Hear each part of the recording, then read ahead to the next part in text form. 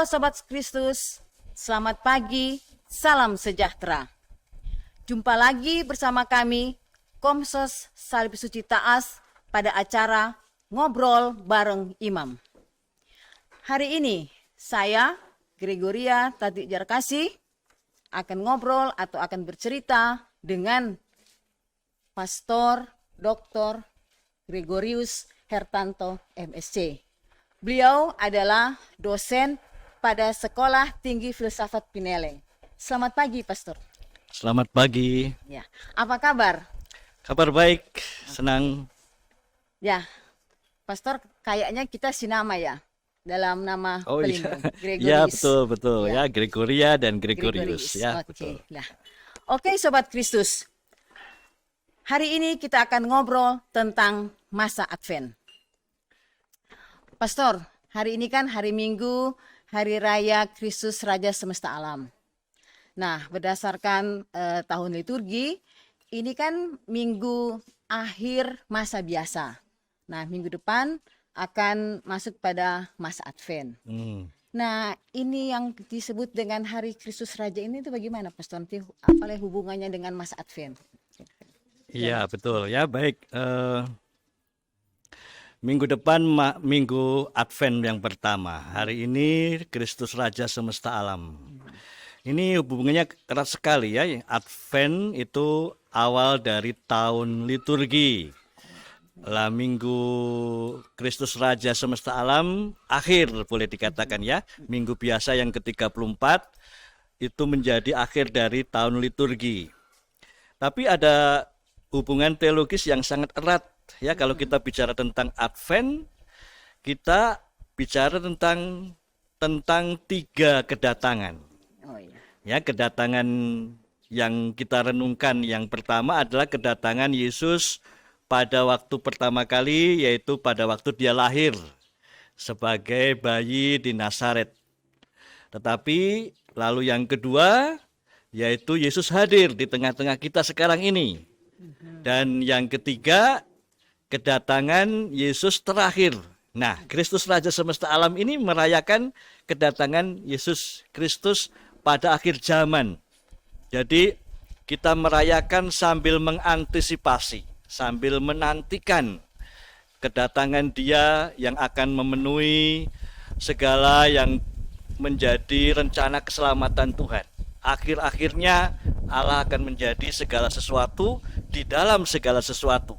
Allah akan menjadi Raja semesta alam ya, di dalam Yesus Kristus itu, lalu kemudian segalanya terpenuhi. Nah, inilah hari ini kita merayakan Hari Raya Kristus Raja Semesta Alam. Tuhan akan datang sebagai Raja, tetapi juga sebagai Gembala, sebagai Hakim ya, Hakim dan Gembala, Hakim yang adil, tetapi juga Gembala yang penuh kasih. Itu yang kita rayakan hari ini. Oke. Ya, oke. Jadi betul-betul kita ini merayakan Kristus sebagai Raja Semesta Alam. Nah, Pastor, tadi kan hubungannya kan dengan masa Advent. Nah, itu sebenarnya apa sih arti masa Advent itu? Iya, Advent itu dari kata Adventus ya. Ya. Bahasa Latin artinya kedatangan. Bahasa Yunani parousia.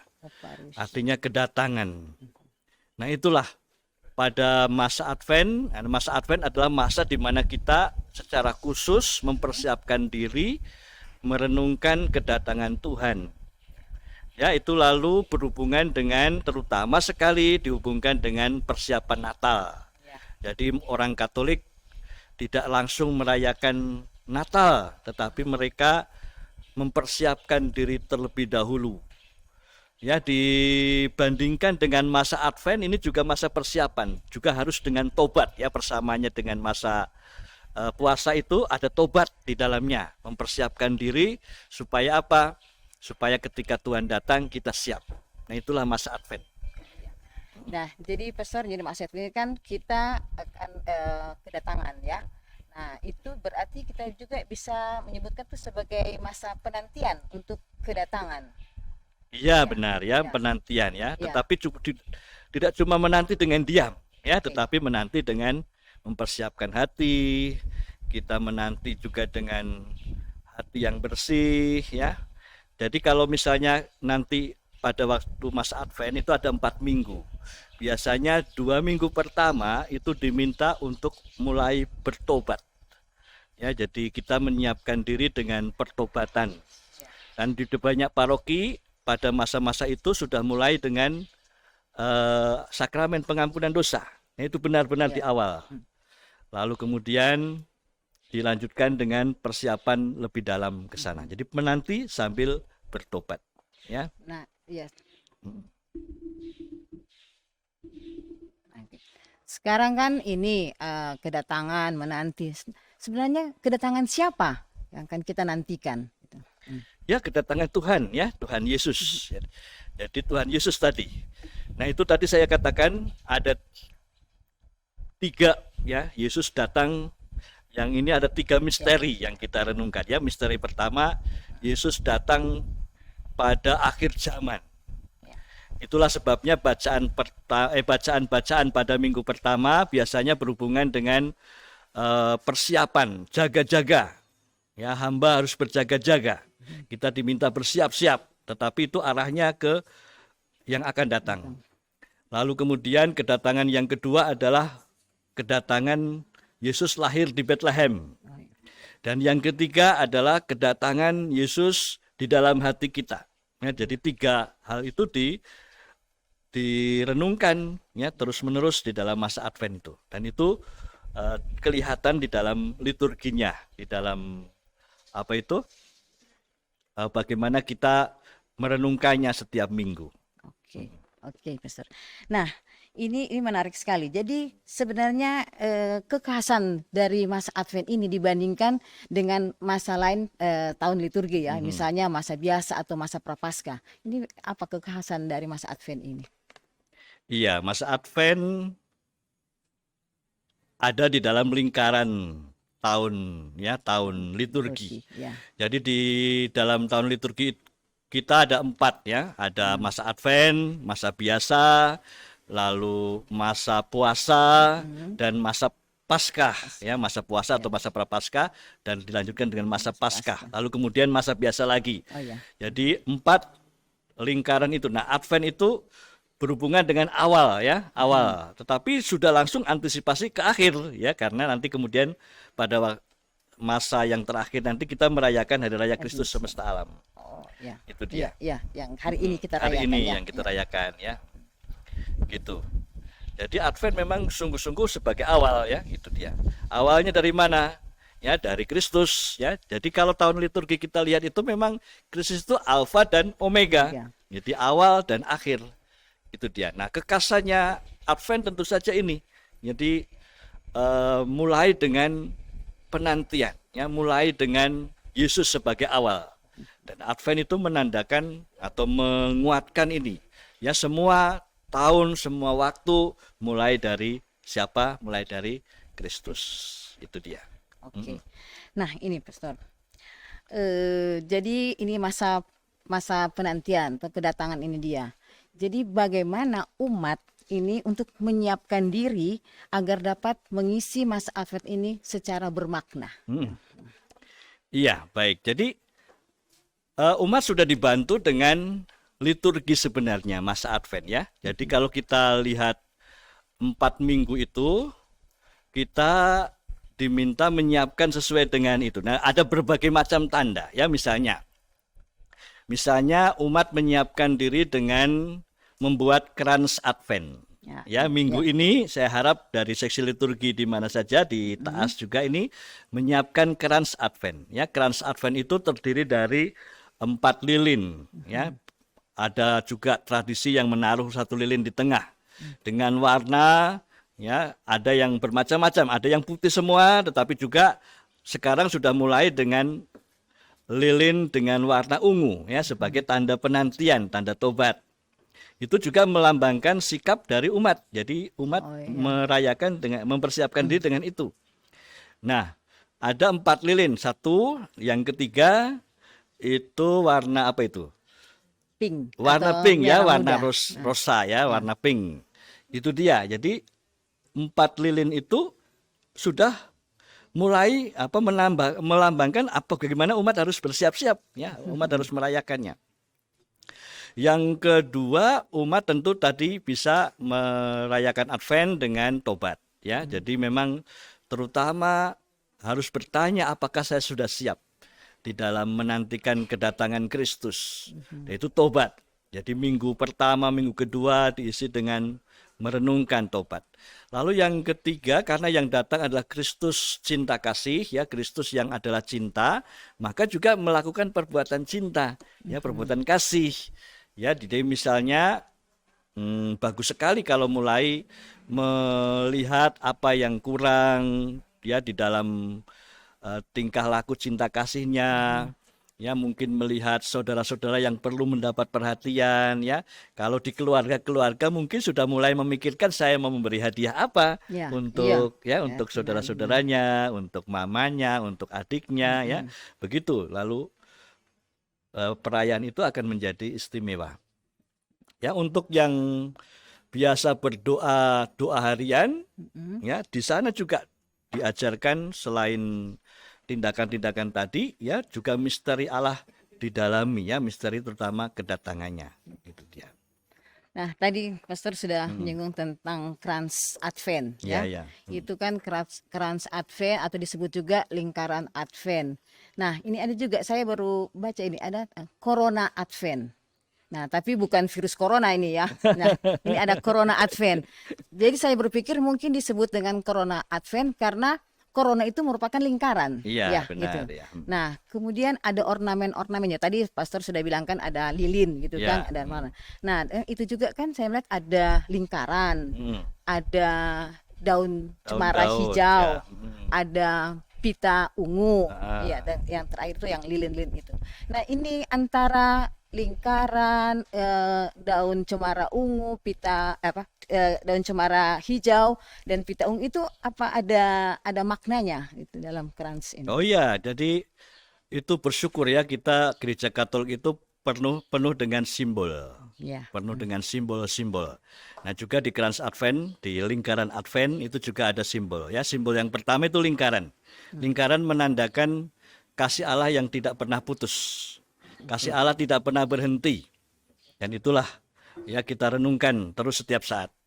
Lalu kemudian warna hijau itu berhubungan dengan hidup yang kekal. Terutama di negara-negara yang mengenal musim dingin, itu kalau musim dingin itu banyak yang mati.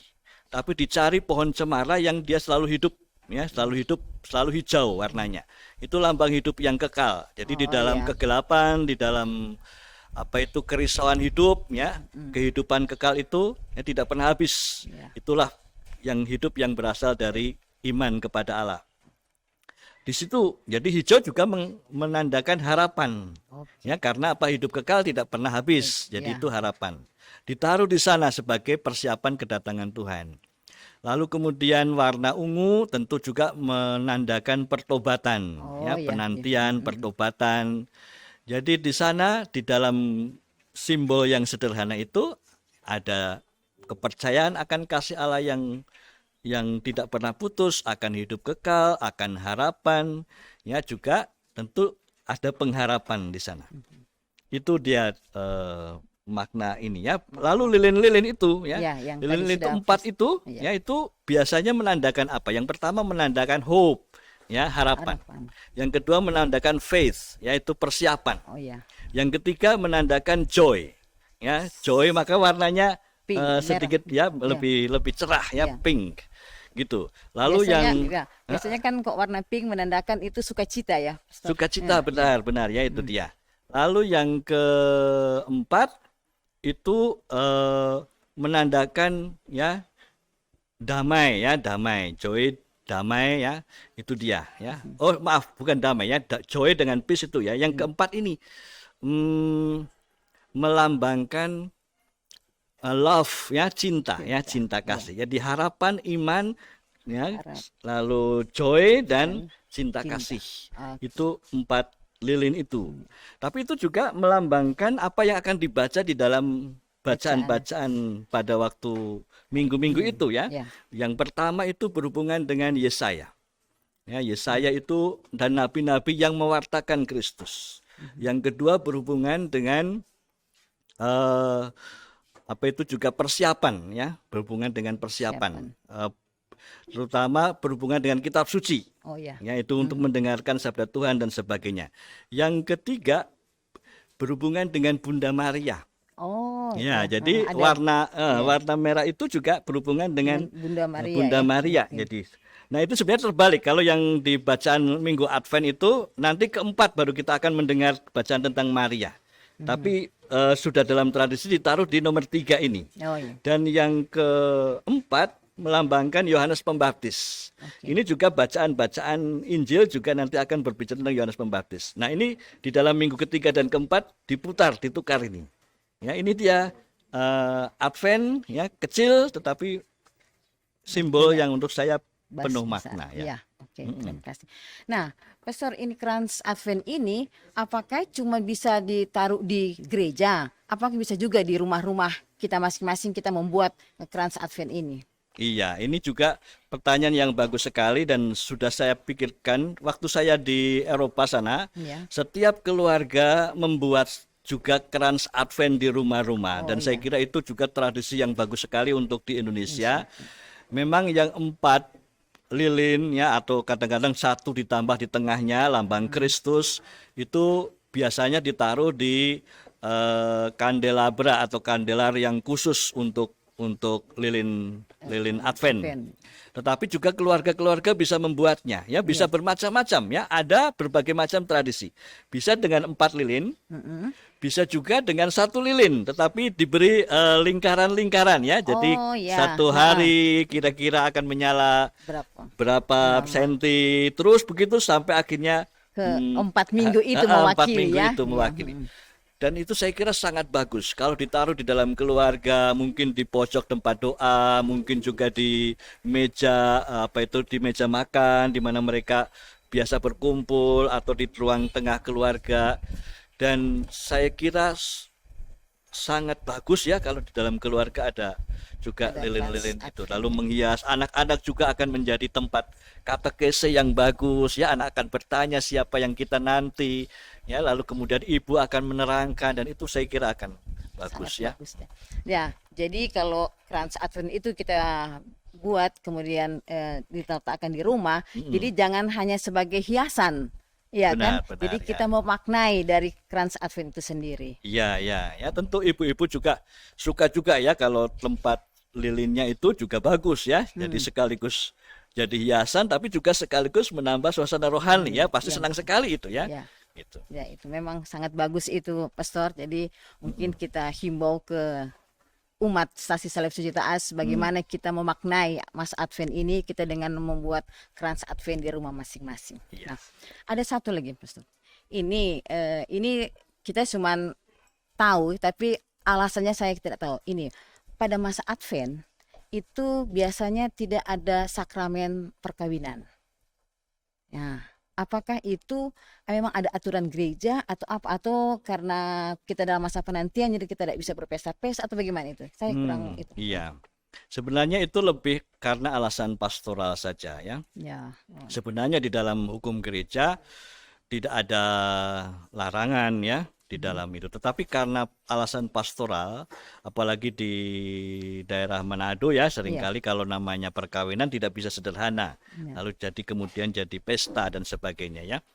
Jadi memang kalau boleh pada masa ini ya dihindari dulu ya gitu. Memang tidak ada alasan untuk melarang sungguh-sungguh sebenarnya. Tetapi karena alasan pastoral ya, karena kita mau mengkhususkan hari-hari Advent ini sebagai hari-hari yang persiapan itu, maka lalu seringkali ya dianjurkan supaya ditunda dulu ya kalau boleh ya. Dan saya kira itu alasan pastoral yang masuk akal juga ya. Gitu. Kalau kita bisa menunda lebih baik ya, itu kita sukacitanya lebih besar. Begitu. Iya, betul ya. Karena kita masa persiapan, jadi bagaimana kita menyiapkan diri ya di dalam penantian ke atas kedatangan jadi Sang Juru Selamat itu ya. Iya, ya benar ya gitu. Nah, ini lagi ini kita kembali lagi ya, itu kedatangan yang kedua kalinya. Toh? Berarti itu Pastor itu akhir zaman. Kalau Tuhan Yesus datang kedua kali itu, berarti akhir zaman atau Iya. kita bisa sebut dengan kiamat, ya begitu? Atau gimana itu? Ya, ya kita seringkali menghubungkannya seperti itu ya. Mhm. Tapi orang selalu di dalam misteri yang kita rayakan konteksnya ini memang itu akhir zaman ya, di mana Tuhan akan datang sebagai raja yang adil, tetapi juga raja yang penuh kasih ya.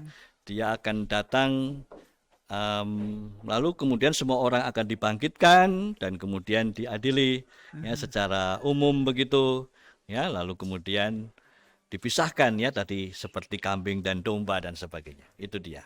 Oke, oh, ya. Nah, ini juga tadi kan minggu pertama itu kan minggu pengharapan, toh. Nah, itu tadi kan Pastor bilang tuh sebaiknya itu sakramen pertobatan tuh di awal Mas Advent, iya? Atau kita Iya, kurang minggu salah? pertama, minggu Iya, kedua ya iya. biasanya dipakai itu. Hmm. Dan memang dalam prakteknya ada juga ya kadang-kadang minggu ketiga, minggu keempat ya itu boleh saja dan memang orang seringkali belum dekat Natal sudah mau bertobat Tobat, gitu iya, kan iya, ya. biasa begitu sih. Nanti sudah berdosa lagi baru Natal ya dan begitu ya. Dan sebenarnya kalau kita ikut struktur retret ya, kalau ikut retret Ignatian, orang akan mengaku dosa pada tahap pertama ya, di Ya. mana orang meninggalkan dosa-dosanya, lalu baru kemudian mengarahkan diri pada Yesus. Jadi setelah meninggalkan dosa lalu mengarahkan diri pada Yesus. Dan lalu apa yang terjadi setelah selesai ya dengan dosa-dosa, lalu kita semakin lebih kudus ke sana arahnya. Begitu ya gitu. Tapi ya sudah, kapan saja orang bisa bertobat. Tetapi sesudah bertobat mau apa? Ya, sudah bertobat mau apa? Sesudah bertobat, mengarahkan diri pada Yesus, mengarahkan diri bersatu dengan misterinya, bersatu lebih dalam dengan Dia. Oke, ya.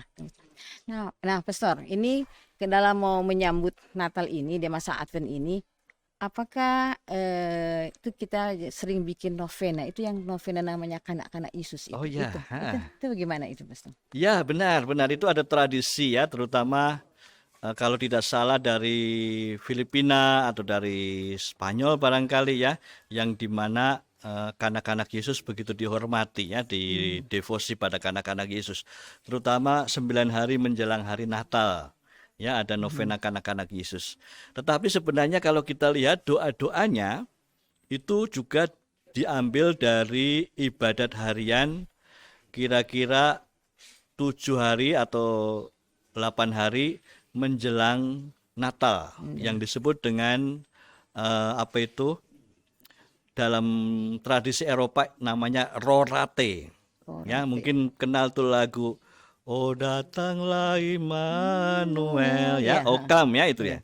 Nah, itu diambil dari liturgi 7 hari sebelum Natal itu ada yang namanya O Antifon. O Antifon karena apa? Sebelum misa ya, atau nanti sebelum bacaan Injil, antifonnya kata-kata pengantarnya itu selalu pakai O. Oh datanglah. Lalu kemudian disebut tiap hari ya selama 7 hari itu disebut gelar-gelar dari Tuhan ya. Oh Tuhan misalnya pemimpin. Oh Tuhan tunggul Isai. Oh Tuhan, oh datanglah sang raja dan begitu ya. Oh kebijaksanaan. Jadi kata-kata gelar-gelar Tuhan yang mau datang itu disebut ya, kebijaksanaan, pemimpin, tunggul Isai ya. Lalu kemudian yang terakhir yang ketujuh O Come Immanuel. Nah 7 hari itu dikembangkan di dalam novena kanak-kanak Yesus, di dalam doa-doanya. Maka kalau kita ikut kanak-kanak Yesus, doa-doanya mirip dengan apa yang didoakan orang pada ibadat harian 7 hari sebelum Natal. Ya, dan itu tradisi menyiapkan hati yang baik pagi-pagi sudah bangun, ya biasanya pagi-pagi ya. Maka seringkali novena itu disebut novena ayam berkokok ya. Karena pagi-pagi jam 4 atau malah jam 4 jam 5 itu orang sudah datang pada waktu ayam berkokok. Ya, jadi lebih terkenal ayam berkokok karena pagi-pagi, tapi itu karena waktunya. Tapi itu menyiapkan juga ya, salah satu cara mempersiapkan diri di dalam menyambut Tuhan. Itu. Nah, apakah novena itu cuman dibikin pagi hari. Misalnya kalau kita mau bikin sore hari itu boleh enggak itu? Ya, tentu saja boleh ya, tentu saja boleh. Tetapi memang itu tradisi erat kaitannya dengan apa ya? Orang mau bangun pagi langsung membuka diri pada Yesus, membuka Oh diri iya, pada iya. ini. Jadi itu ini dengan niat ya. Di Eropa juga yang kalau ada rorate, rorate itu 7 hari saja, itu juga pagi hari. Dan anak-anak suka datang ya, mereka membawa lilin-lilin ya. Jadi misa pagi dengan lilin ya, selain karena suasananya bagus, tetapi juga bangun pagi masih fresh.